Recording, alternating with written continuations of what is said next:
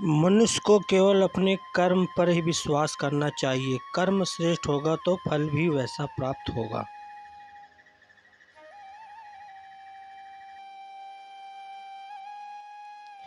मनुष्य जिस भी देवता की पूजा विश्वास के साथ करने की इच्छा रखता है, मैं उसका विश्वास उसी देवता में दृढ़ कर देता हूँ।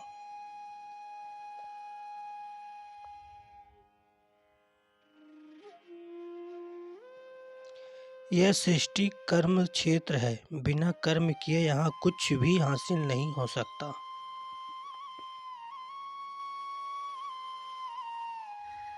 मनुष्य के दुख का कारण उसका प्रेम ही है। वह जितना अधिक मोह करेगा उतना ही अधिक कष्ट भी भोगेगा।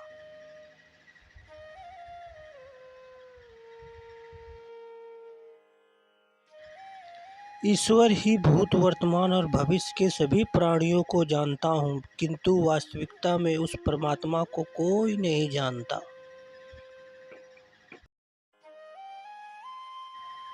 अपने मन को नियंत्रित करना सीखो, नहीं तो यह आपके साथ शत्रुवत आचरण करेगा।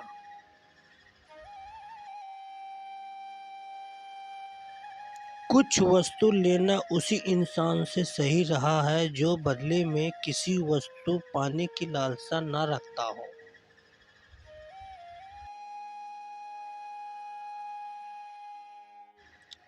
स्वर्ग प्राप्त करने और वहां कई वर्षों तक वास करने के पश्चात एक असफल योगी का पुण्य एक पवित्र और समृद्ध कुटुंब में जन्म होता है।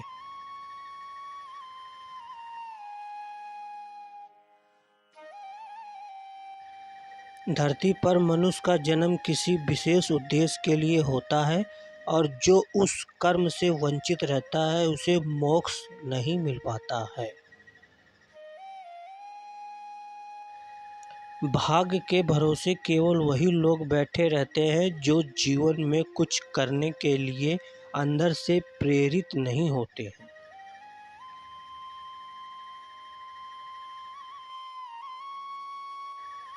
एक अनुशासित व्यक्ति ही अपना तथा समाज एवं देश का विकास कर सकता है।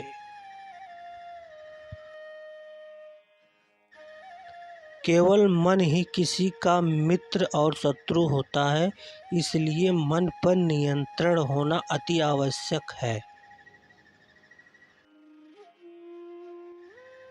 हमारे बुरे होने का कारण और हमारे दुख का कारण हम खुद ही हैं। कोई भी दुख इस संसार में इतना बड़ा नहीं है जिसका कोई उपाय न हो, लेकिन मनुष्य प्रयत्न ही नहीं करना चाहता।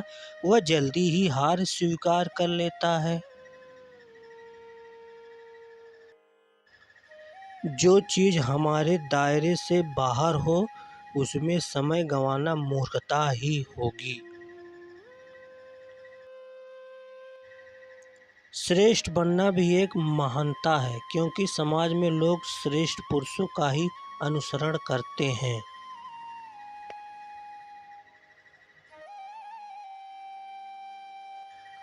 व्यक्ति के अंदर विश्वास और भावना उसके पर्यावरण के अनुसार ही विद्यमान होते हैं।